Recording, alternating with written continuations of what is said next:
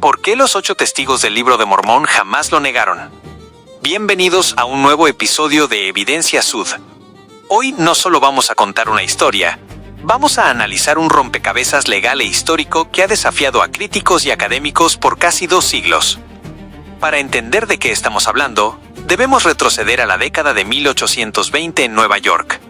Un joven llamado José Smith declaró haber recibido de un mensajero celestial un antiguo registro grabado en planchas con apariencia de oro. Estas planchas contenían la historia de civilizaciones antiguas que habitaron el continente americano y, lo más importante, su relación con Jesucristo. De ese registro surge lo que hoy conocemos como el Libro de Mormón. Pero ¿por qué es esto tan relevante hoy? Porque si las planchas no existieron, todo es un fraude. Si existieron, estamos ante el hallazgo arqueológico y espiritual más importante de la era moderna. Y aquí es donde la historia se pone interesante. Dios no permitió que esto se quedara solo en la palabra de un joven. Se estableció una ley de testigos. Mucha gente ha escuchado sobre los 3 testigos, quienes tuvieron una experiencia sobrenatural. Vieron a un ángel y escucharon la voz de Dios. Pero el Señor, en su sabiduría, sabía que el mundo también necesitaría pruebas terrenales, frías y tangibles. Por eso llamó a 8 hombres más para que tuvieran una experiencia puramente física. Ellos no vieron ángeles. Ellos tocaron el metal, pasaron las hojas del registro y examinaron los grabados. Sin embargo, lo que pocos saben es que el círculo de evidencia es mucho más amplio. Se estima que hubo hasta 25 personas que tuvieron contacto con las planchas de alguna manera, desde personas que las pesaron mientras estaban envueltas, hasta testigos accidentales que vieron un destello de oro cuando José las pasaba por una ventana, o quienes sintieron su textura a través de una tela. Incluso enemigos declarados de José Smith, como su propio suegro Isaac Hale, dejaron testimonios en actas y cartas donde admitían que José tenía algo físico pesado y real, aunque no entendieran su origen. Toda esta evidencia no está basada en rumores, se encuentra en cartas originales, actas de juicios legales, diarios personales y publicaciones de la época que coinciden de manera asombrosa. Cada testigo tuvo una percepción diferente, pero todos apuntan a un mismo hecho: el objeto era real. Hoy, en Evidencia Sud, vamos a desglosar la historia de esos 8 hombres principales. Analizaremos quiénes eran, por qué su parentesco con José no invalida su testimonio, y lo más impactante, cómo es que a pesar de que algunos terminaron en la miseria, otros en el exilio, y varios se convirtieron en enemigos personales de José Smith, ninguno, absolutamente ninguno, fue capaz de negar lo que sus ojos vieron y sus manos palparon. Prepárate para un viaje a través de la historia documentada. Si crees que esto fue un simple truco familiar, los siguientes 8 puntos podrían cambiar tu perspectiva para siempre. 1. Christian Whitmer, vida y final. Murió en 1836 a los 32 años. Fue el primero en partir. La evidencia. Falleció en Missouri tras años de persecución violenta donde perdió todas sus posesiones. Murió con el cuerpo agotado pero la fe intacta. ¿Por qué no lo negó? Los críticos dicen que murió antes de poder arrepentirse. Pero Christian vivió lo suficiente para ver a su familia ser azotada y expulsada de sus hogares. Si las planchas hubieran sido de madera pintada, ¿habría dejado que su familia sufriera tal miseria por un pedazo de utilería? Su muerte temprana es el sello de un hombre que no tuvo tiempo de dudar de la verdad. 2. Peter Whitmer, hijo, vida y final. Murió también en 1836 a los 27 años. La evidencia. Falleció de tuberculosis apenas unos meses después que su hermano. Pasó sus últimos años sirviendo misiones y enfrentando turbas en Missouri. ¿Por qué no lo negó? La tuberculosis te da mucho tiempo para pensar en la eternidad.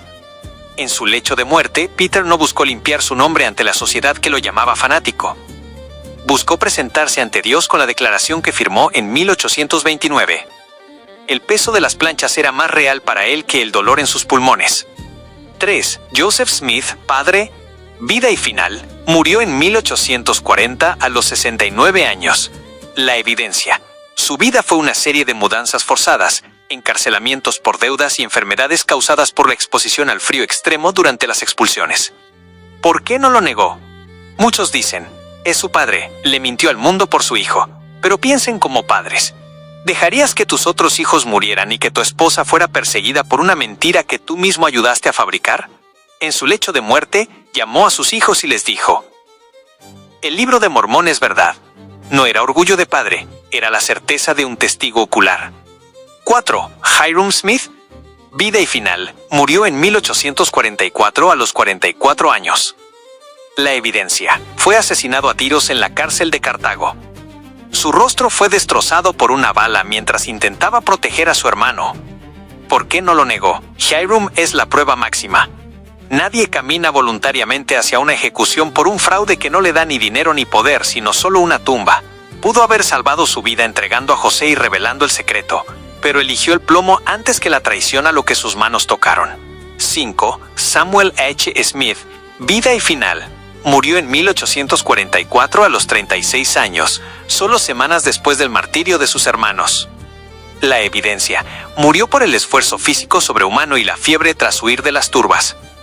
¿Por qué no lo negó? Fue el primer misionero. Caminó miles de kilómetros vendiendo un libro que él mismo ayudó a testificar. Su vida de sacrificio personal es incompatible con la psicología de un estafador. Samuel murió por la causa, literalmente. 6. Hiram Page. Vida y final. Murió en 1852 a los 52 años. La evidencia. Dejó la iglesia en 1838 tras fuertes discusiones con José Smith. Vivió el resto de su vida como un granjero pobre en Missouri. ¿Por qué no lo negó? Hiram fue humillado por José Smith cuando éste corrigió sus supuestas revelaciones. Tenía todos los motivos del mundo para vengarse revelando el engaño de las planchas. Sin embargo, en sus cartas personales, Hiram seguía insistiendo: lo que escribí en ese libro es lo que vi. El rencor personal no pudo borrar la realidad física del metal. 7. Jacob Whitmer. Vida y final. Murió en 1856 a los 56 años. Pasó 27 años sosteniendo su testimonio. La evidencia. Se apartó de la iglesia en 1838. Vivió y murió fuera de la fe, trabajando como zapatero en una comunidad que despreciaba a los Smith. ¿Por qué no lo negó? A pesar de su alejamiento, cuando su familia le preguntaba en la vejez, Jacob no titubeaba. Si hubiera sido una mentira familiar, Jacob habría roto el pacto para reconciliarse con la sociedad que lo rodeaba. No pudo, porque la verdad no es algo de lo que uno se pueda divorciar. 8. John Whitmer. Vida y final. Murió en 1878 a los 76 años. Vivió casi 50 años con su testimonio. La evidencia. Fue excomulgado y se volvió un crítico feroz. Se quedó en Far West y vio cómo los santos eran expulsados mientras él compraba tierras allí. ¿Por qué no lo negó? John es el testigo más incómodo para los escépticos. Vivió décadas rodeado de enemigos de la iglesia que le rogaban que admitiera el fraude. Su respuesta siempre fue la misma: yo sopesé esas planchas. Yo sé que son reales. Prefería ser un marginado para ambos bandos que un mentiroso ante la historia. Reflexión final. El reto a la ignorancia. Para cerrar este episodio de Evidencia Sud, quiero hablarle directamente a quienes quizás solo han visto la portada de este video y ya están preparando un comentario de burla. Es muy fácil repetir lo que otro crítico dijo sin haber pasado un solo minuto analizando estas 8 vidas. Muchos dicen que esto fue una conspiración familiar. Pero analicen los hechos. La mayoría de estos hombres terminaron en la miseria, perseguidos o asesinados. Varios de ellos terminaron odiando a José Smith. Si usted tiene un cómplice en un crimen y ese cómplice lo traiciona o lo humilla, lo primero que usted hace es confesar el crimen para hundirlo con usted. ¿Por qué ninguno de ellos lo hizo? La historia está allí clara en documentos y actas. No es una cuestión de fe ciega, es una cuestión de integridad histórica. Estos hombres prefirieron morir en la pobreza o bajo el fuego de las turbas antes que negar un hecho físico. Atreverse a escuchar este podcast es el primer paso para dejar de hacer pública la propia ignorancia. Es estéril criticar lo que no se ha estudiado. La evidencia es poderosa. 11 hombres de distintas personalidades y destinos mantuvieron una misma historia hasta la tumba. Si usted cree que es fácil mantener una mentira así durante 50 años bajo presión de muerte, quizás el que necesita actualizar su criterio es usted. Gracias por acompañarnos. Esto es Evidencia Sud. Indaga, analiza y saca tus propias conclusiones.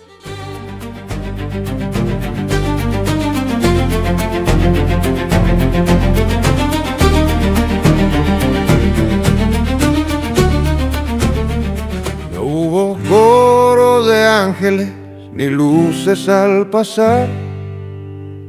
Fue en el mundo de los hombres en un día normal. 8 pares de manos curtidas por el sol, sintieron el frío del metal, un peso de valor. José dejó que el oro hablara en su propia voz, y ellos fueron el eco de lo que entregó Dios. Porque lo que el ojo vio y la mano tocó, ni el tiempo, ni el odio, ni la duda borró. Aunque el mundo cambie y nos diga que no, aquí están las firmas de los 8 que Dios eligió. Christian Smith las vio, de eso no hay duda alguna. Jacob Whitmer miró bajo el sol y la luna. Peter hijo la sostuvo, John vio la claridad, Hiram Page firmó que era pura realidad.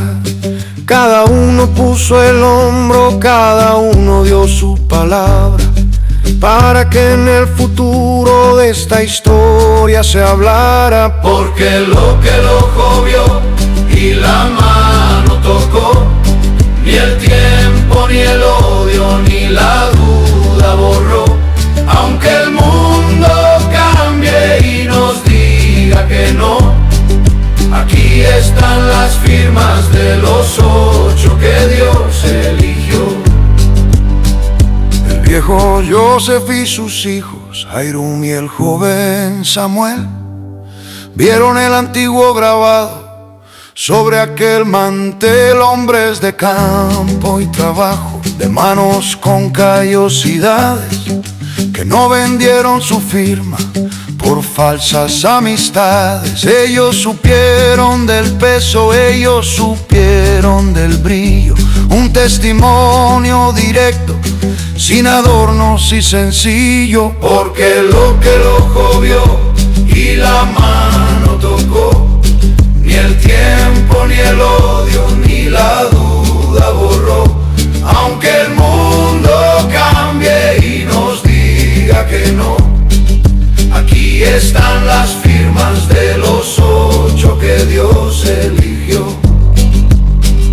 Y aunque el tiempo trajo nubes y la vida los probó, aunque alguno se alejara y el camino se torció, a pesar de las distancias y de cualquier diferencia, jamás negaron nada, lo juró su conciencia. Al igual que los 3, su palabra fue un muro, un testimonio firme, constante y seguro. Porque lo que el ojo vio y la mano tocó, ni el tiempo, ni el odio, ni la duda borró. Aunque el mundo cambie y nos diga que no, aquí están las firmas de los 8 que Dios eligió. Pasaron los años, pero el registro quedó. Nadie dio un paso atrás, nadie se retractó. 8 hombres de palabras sobre aquel registro ancestral. Al igual que los demás, sus nombres pasaron a la historia.